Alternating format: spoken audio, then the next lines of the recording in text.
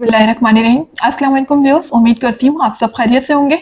आपको अपने channel miss Hina में वेलकम कहती हूँ। तो क्लास हम लोगों का class 10 maths and text book board chapter number 21 partial fraction continue है, जिसकी आज हम एक्सरसाइज 21.2 का क्वेश्चन नंबर 3 स्टार्ट करने जा रहे हैं। इससे पहले क्वेश्चन नंबर 1 एंड 2 कंप्लीट करवा चुकी हूँ। जिन लोगों ने अभी तक कंप्लीट नहीं किए हैं वो मेरे चैनल की प्लेलिस्ट से कंप्लीट बआसानी कर सकते हैं। इसके अलावा उस प्लेलिस्ट का लिंक आपकी वीडियो के डिस्क्रिप्शन में भी मौजूद है, आप वहां से क्लिक करके भी कंप्लीट कर सकते हैं। तो चलिए फिर स्टार्ट करते हैं एक्सरसाइज 21.2 क्वेश्चन नंबर 3।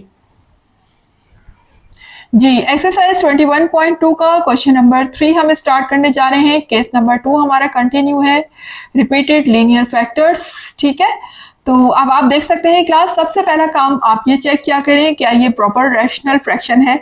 तो बिल्कुल आप देख सकते हैं ये प्रॉपर रैशनल फ्रैक्शन है, क्योंकि ऊपर अगर हम हाईएस्ट पावर देखें वेरिएबल की तो वो स्क्वायर है, और अगर हम डिनोमिनेटर में वेरिएबल की हाईएस्ट पावर देखें तो वो क्यूब है। ठीक है ना, बज़ाहिर एक्स नजर आ रहा है, लेकिन आप देख सकते हैं कि होल पावर क्यूब लिखी हुई है। जाहिर है जब यहाँ पर क्यूब अंदर ब्रैकेट पर अप्लाई होगा तो वो एक्स पर भी आएगा, तो एक्स की पावर क्यूब हो जाएगी। तो आप देख सकते हैं कि डिनोमिनेटर में हाईएस्ट पावर क्यूब है, जबकि न्यूमिनेटर में हाईएस्ट पावर स्क्वायर है।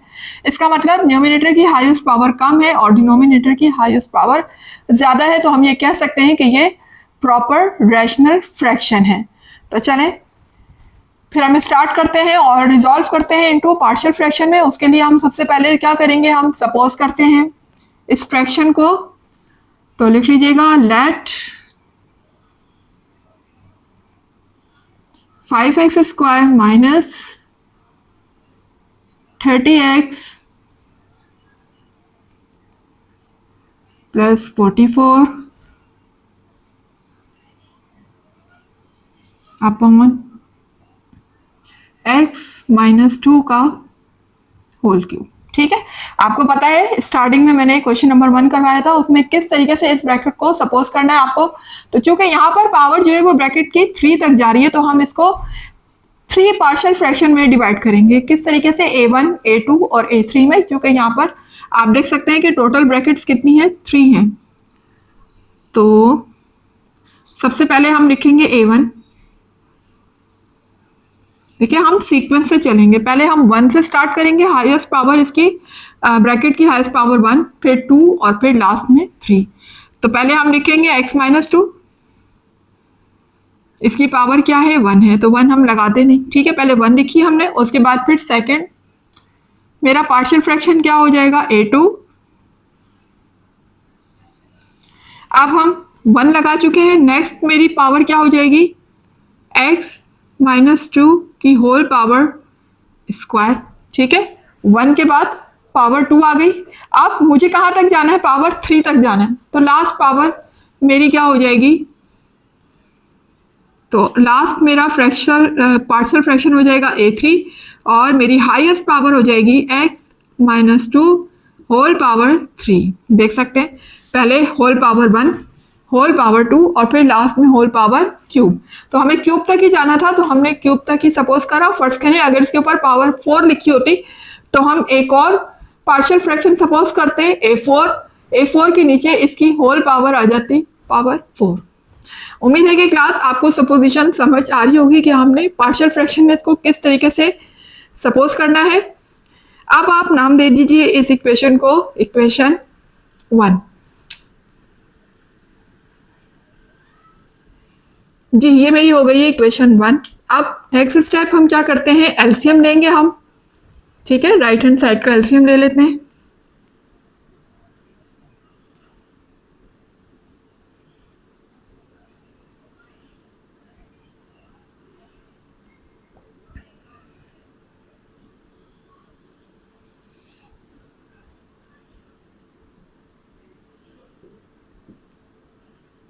जी, और एलसीएम इन तीनों ब्रैकेट में से आप देखिएगा किसका लेना है हमें।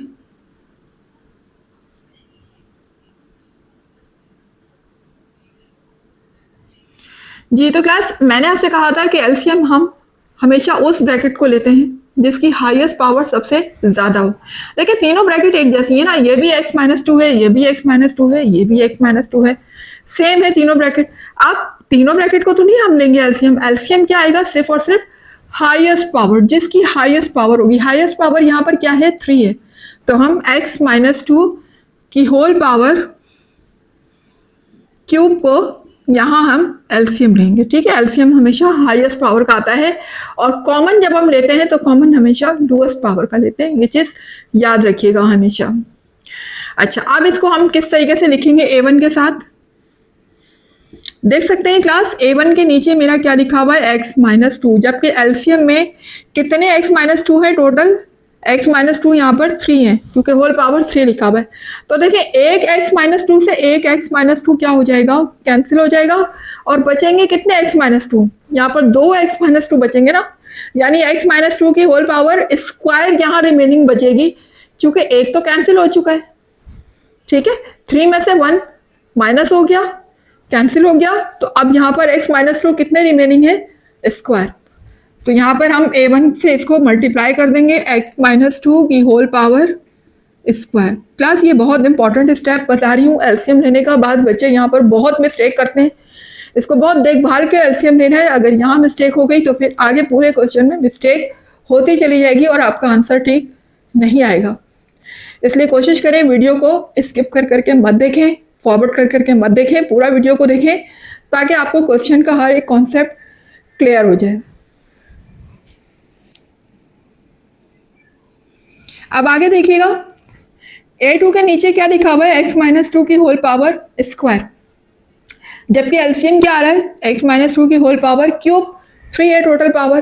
तो यहाँ अगर हम x माइनस 2 का होल स्क्वायर क्यूब से कैंसिल करेंगे तो यहाँ से x माइनस 2 जो 2 है 2 तो रिमूव हो जाएंगे, बाकी यहाँ पर रिमेनिंग 1 बच जाएगा ना, 2 जिसके पास थे इसके पास 3 थे तो 2 कैंसिल हो गए, 1 यहाँ रिमेनिंग है। जो यहाँ पर रिमेनिंग है x माइनस 2 उसको हम किससे मल्टीप्लाई कर देंगे, a2 से।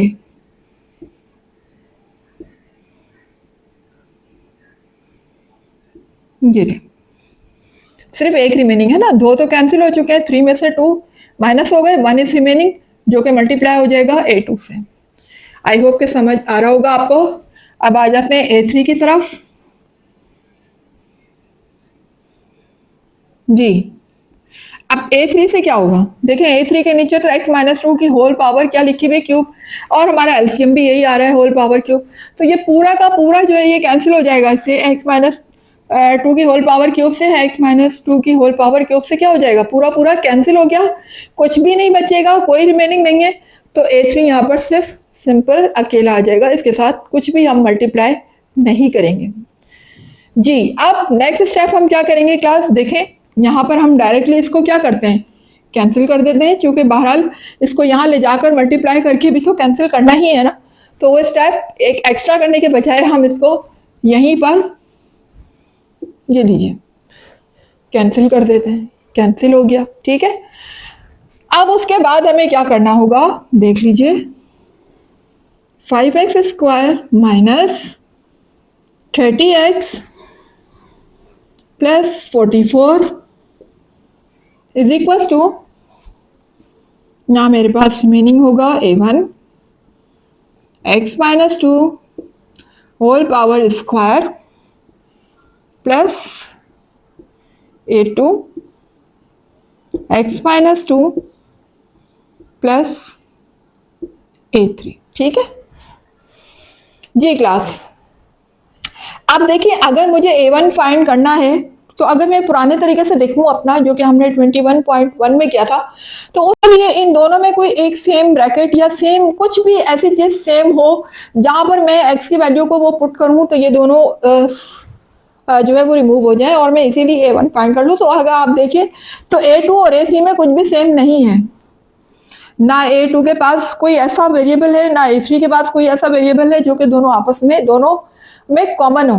तो अब क्या करें, अब हम वही करेंगे कि हम इनको अंदर मल्टीप्लाई करवा देंगे ब्रैकेट से, इसको इससे इसको इससे, लेकिन आप देख सकते हैं यहाँ पर ब्रैकेट के ऊपर होल पावर लगी हुई है स्क्वायर, तो हम डायरेक्टली a1 को इससे ब्रैकेट से मल्टीप्लाई नहीं करवा सकते, पहले हमें स्क्वायर को सॉल्व करना होगा। और स्क्वायर को सॉल्व करने के लिए यहाँ हम फॉर्मूला लगाएंगे। कौन सा फॉर्मूला लगाएंगे, आपको इजीली नजर आ रहा होगा, a minus B whole square का। कौन सा formula, a minus B whole square का, मैं इधर मेंशन कर देती हूँ। A minus B whole square equal है A square minus 2ab plus B square. ये फॉर्मूला हम यहाँ पर अप्लाई करेंगे। तो आप देख सकते हैं कि फॉर्मूले में यहाँ ए लिखा हुआ है, यहाँ बी लिखा हुआ है, जबकि ए बी की जगह पर यहाँ पर क्या है, ए की प्लेस में एक्स है और बी की प्लेस में 2 लिखा हुआ है। मैं ऊपर लिख भी दे देती हूँ। ये देखें कि ए है और बी के प्लेस में मेरा क्या लिखा हुआ है, 2 लिखा हुआ है। तो अब फॉर्मूले में जहां जहां ए है वहां मेरा एक्स आ जाएगा और जहां जहां बी है वहां मैं क्या लगा दूंगी, 2 लगा दूंगी। तो अप्लाई कर देते हैं यहाँ पर हम फॉर्मूला ए माइनस बी होल स्क्वायर का।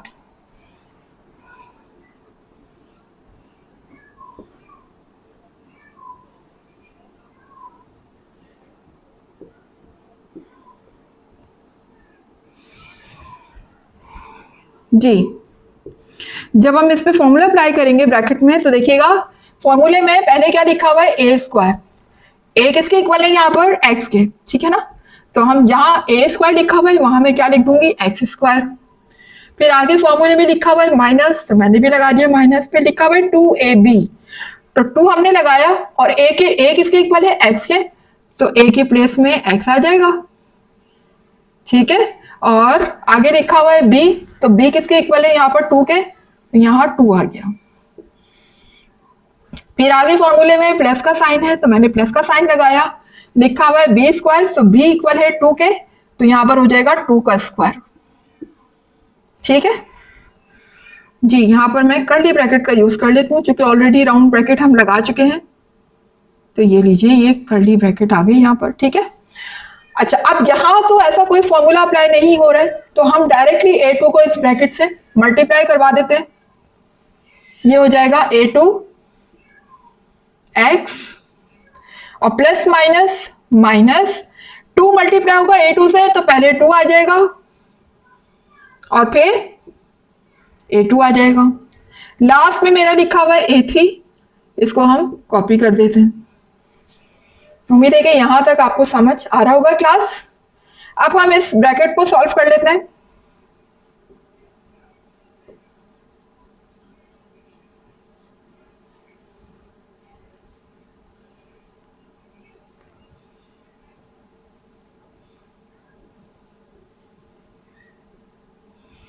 जी, चाहे तो अब आप कर्ली ब्रैकेट हटा सकते हैं क्योंकि अब ब्रैकेट सॉल्व हो जाएंगी। ये देखिएगा एक्स स्क्वायर माइनस, अब ये देखिए 2 2 4 हो जाएगा और साथ में क्या लगा हुआ है, एक्स, आगे लिखा हुआ है प्लस और 2 के ऊपर होल पावर क्या लगी हुई है, स्क्वायर। यानी 2 को मुझे कितने टाइम मल्टीप्लाई करना है, 2 टाइम। जब 2 2 से मल्टीप्लाई होगा तो ये हो जाएगा 2 2 4, ठीक है। आगे आप कॉपी कर लीजिए, a2x minus 2a2 plus a3। अच्छा, अब हमने क्या करना है, ये a1 आप देख सकते हैं इस ब्रैकेट से मल्टीप्लाई हो रहा है तो मैं इसको मल्टीप्लाई करवा देती हूँ a1 को।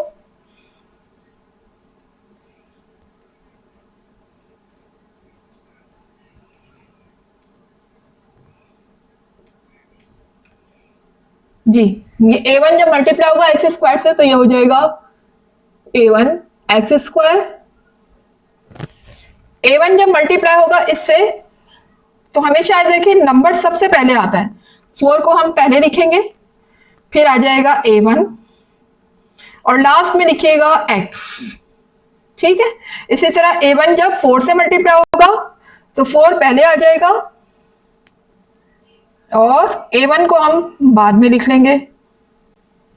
आगे जो लिखा हुआ है उसे हम कॉपी कर लेते हैं, a2x minus 2a2 plus a3, ठीक है जी। अब नेक्स्ट स्टेप क्या करेंगे, हम जो सारे एक जैसे वेरिएबल हैं उनको हम एक साथ लिख लेते हैं और जो डिफरेंट है उनको हम एक साथ लिख लेते हैं। कांस्टेंट को एक साथ लिख लेते हैं, एक्स स्क्वायर टर्म को एक साथ लिख लेते हैं, एक्स को एक साथ लिख लेते हैं, ठीक है।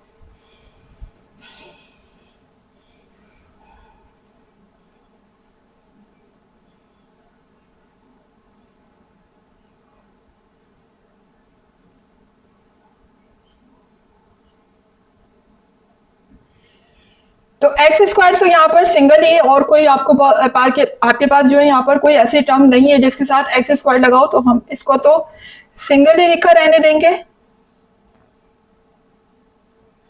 अलबत्ता आप देख सकते हैं ये x है, ये भी x है, ये दोनों x को हम एक साथ लिख लेते हैं, यानी -4a1x के पास मैं लिख लेती हूं a2x को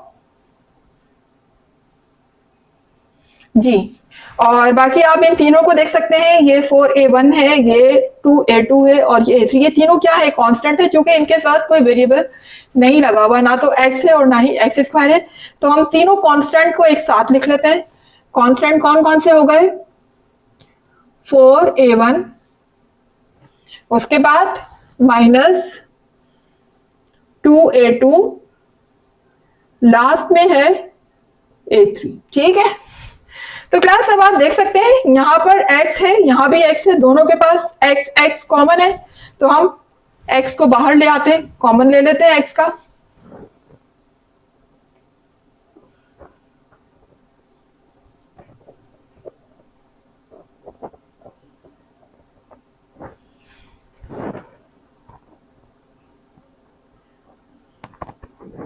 जी, यहां से दोनों से मैं x कॉमन ले लूंगी तो x बाहर आ जाएगा, और अब ब्रैकेट में देखें मेरा क्या रिमेनिंग होगा? 4a1। अच्छा, मैंने माइनस भी कॉमन ले लिया है क्लास, ठीक है। आप चाहे तो माइनस कॉमन ले लें, चाहे तो रहने दें, चले मत ले माइनस कॉमन, प्लस ही लगा लें बाहर। अब देखिए यहां पर चूंकि x बाहर आ चुका है तो अंदर अब मेरे पास क्या रह गया? -4a1। चूंकि माइनस अब हमने कॉमन ले लिया ना, तो इसके साथ जो माइनस लगा हुआ है वो ब्रैकेट में आएगा माइनस, ठीक है। उसके बाद प्लस, यहां से भी x बाहर कॉमन आ चुका है, तो अब मेरे पास क्या रिमेनिंग है? a2, और ये जो आगे कांस्टेंट की टर्म है इनको हम जस्ट कॉपी कर लेते हैं, a1 minus a2 plus a3। ठीक है जी। तो क्लास अब हम एक जैसी टर्म को इक्वेट कर लेते हैं। एक जैसी टर्म से मुराद जिनके वेरिएबल एक जैसे हैं, ठीक है ना। उसके बाद फिर हम कांस्टेंट को भी इक्वेट कर लेंगे आपस में। तो आप देख सकते हैं क्लास, अगर मैं यहाँ पर एक्स स्क्वायर और एक्स स्क्वायर वाली टर्म को इक्वेट करती हूँ तो यहाँ पर देखें इजीली a1 मुझे मिल जाएगा, क्योंकि ऑलरेडी a1 यहाँ पर सिर्फ क्या है? अकेला है, सिंगल है, तो इजीली हम a1 फाइंड कर लेंगे। यहाँ किसी भी किस्म का कोई दूसरा कांस्टेंट नहीं है, ना ही a2 है ना ही a3 है, तो हमें कोई दूसरा तो है ही नहीं जो हमें डिस्टर्ब करेगा, a1 फाइंड करने नहीं देगा या a1 फाइंड करने में मसला होगा। तो ऐसी सूरत में ये बेस्ट है हमारे लिए कि ये ऑलरेडी सिंगल ही लिखा हुआ है a1 एक्स स्क्वायर, तो हम पहले एक्स स्क्वायर वाली टर्म को इक्वेट कर लेते हैं, ठीक है। तो लिखिएगा इक्वेटिंग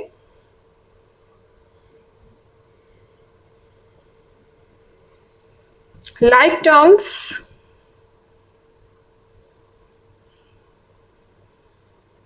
ऑफ, कौन सी टर्म को हम इक्वेट कर रहे हैं? एक्स स्क्वायर वाली टर्म को, तो आगे लिख दीजिएगा x square, equating like terms of x square. तो देखिए यहाँ पर लेफ्ट साइड से एक्स स्क्वायर क्या है मेरा? ये रहा 5x स्क्वायर, और राइट साइड पे मेरा ये है a1 एक्स स्क्वायर, ठीक है। अब ये देखिए यहाँ एक्स स्क्वायर मल्टीप्लाई हो रहा है, यहाँ आने के बाद डिवाइड हो जाएगा, तो डिवाइड होगा तो जाहिर है एक्स स्क्वायर से एक्स स्क्वायर कैंसिल हो जाएगा।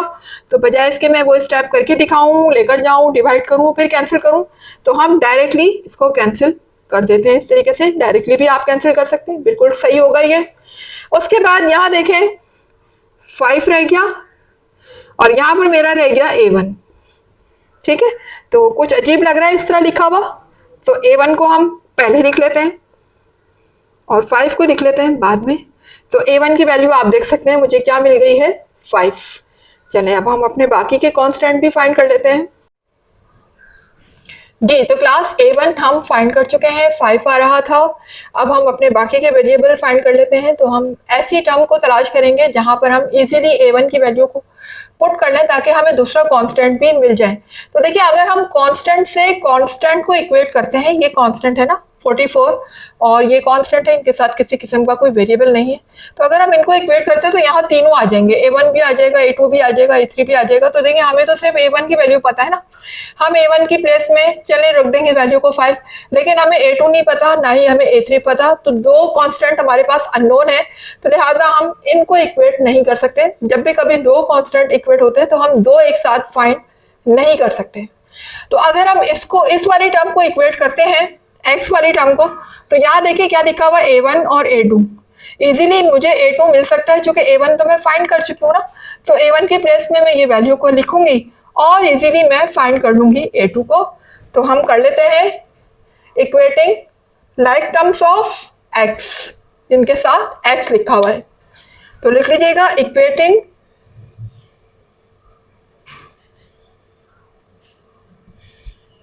like terms of x। किस टर्म को कर रहे हैं? x को कर रहे हैं, तो आखिर में x लिख दीजिएगा। यहां पर x वाली टर्म क्या लिखी हुई है? -30x, जबकि इक्वल टू के इस तरफ क्या लिखा हुआ है? x -4a1 plus A2। ठीक है, अब होगा क्या, x से x को हम इस तरीके से कैंसिल कर देंगे और यहां पर मेरा रह जाएगा सिर्फ -30 इज इक्वल टू -4। अब A1 नहीं लिखेंगे हम, A1 तो फाइंड कर चुके हैं ना हम। देखिए A1 क्या फाइंड किया हमने? 5। A1 की प्लेस में हम 5 को लिखेंगे, A1 की वैल्यू को लिखेंगे। तो लिख दिया मैंने A1 की प्लेस में 5। आगे हम लिखेंगे A2 जी, तो ये हो जाएगा -30 माइनस प्लस माइनस और 4 5 20 हो जाएगा, साथ में माइनस लगा देते हैं। ठीक है, प्लस A2। अब देखें यहां पर ये 20 माइनस का है, अगर मैं इसको इधर शिफ्ट करती हूं तो ये प्लस का हो जाएगा।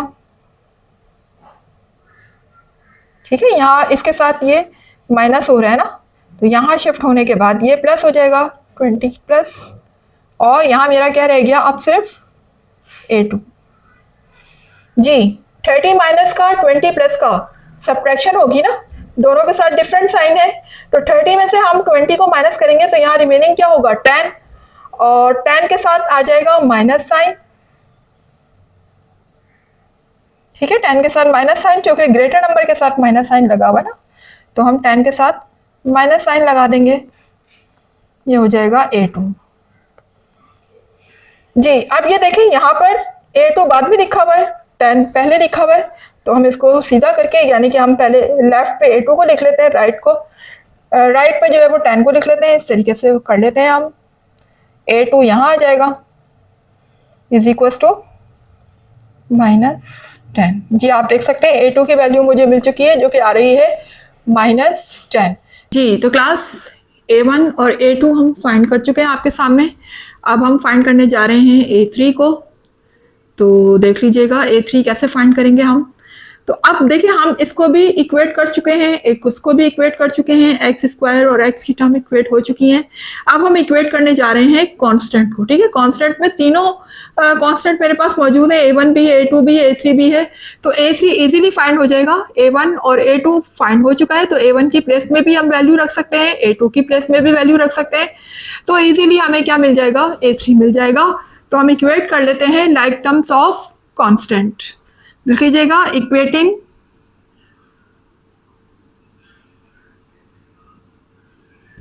like terms of constant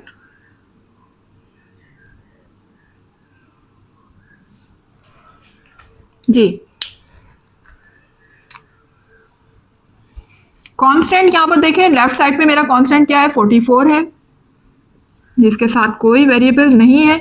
और अगर हम राइट साइड पे देखें तो कांस्टेंट ये तीनों है, A1 भी है, A2 भी है और A3 भी है। तो लिख लेते हैं तीनों को, 4A1 -2 A2 प्लस A3 जी। अब यहाँ पर आप देख सकते हैं क्लास के A1 और A2 मैं फाइंड कर चुकी हूँ, तो मैं यहाँ पर A1 और A2 की वैल्यू को पुट कर सकती हूँ। A1 इक्वल है 5 के,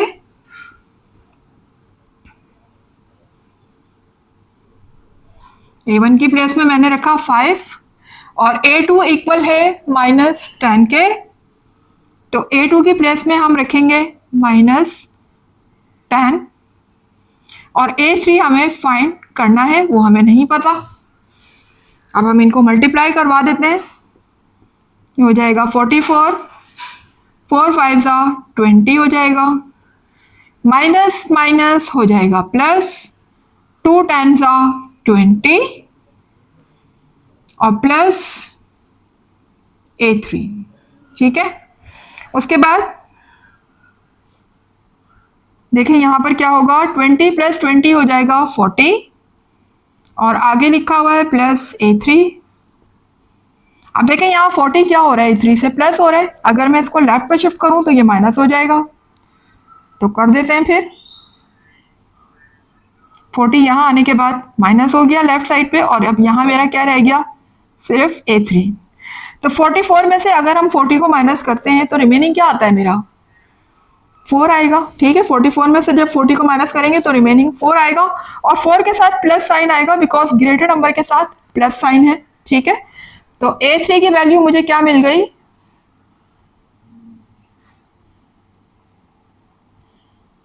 4, ठीक है। A3 किसके इक्वल आ गया, यहाँ पर 4 के इक्वल आ गया। सीधा करके लिख लें, A3 को लेफ्ट पे लिख लें और 4 को राइट पे लिख लीजिए, ठीक है।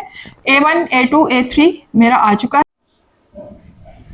जी। तो क्लास A1 A2 A3 तीनों हम फाइंड कर चुके हैं, ठीक है। तो अब हम इन तीनों वैल्यूज को पुट कर देते हैं इक्वेशन नंबर 1 में। तो लिख दीजिएगा, put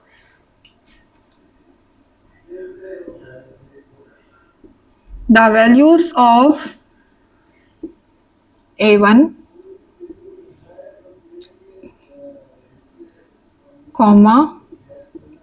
A2 and A3 in equation 1, ठीक है। इक्वेशन 1 में रखने जा रहे हैं हम सारी वैल्यूज को। तो इक्वेशन 1 देख लीजिए, ये आपके सामने है।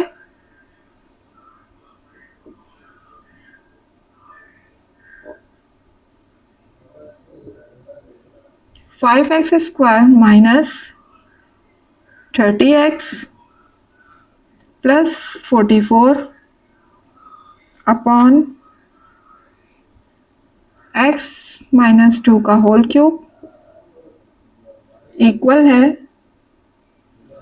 देखिए यहां लिखा हुआ है A1, तो A1 की प्लेस में हम क्या लिखेंगे, 5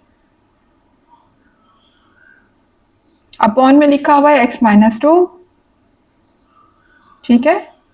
उसके बाद आगे देखिए लिखा हुआ है प्लस, यहाँ प्लस लिखा हुआ है, लेकिन अगर हम देखें A2 की वैल्यू के साथ माइनस लिखा हुआ है, तो ये माइनस की वैल्यू जब हम इधर रखेंगे तो यकीनन माइनस से प्लस जब मल्टीप्लाई होगा तो ये माइनस हो जाएगा। तो हम डायरेक्टली यहाँ पर प्लस के बजाय माइनस लिख लेते हैं। A2 की वैल्यू है 10 अपॉन x - 2 होल स्क्वायर। उसके बाद देखिए आगे क्या लिखा हुआ है, प्लस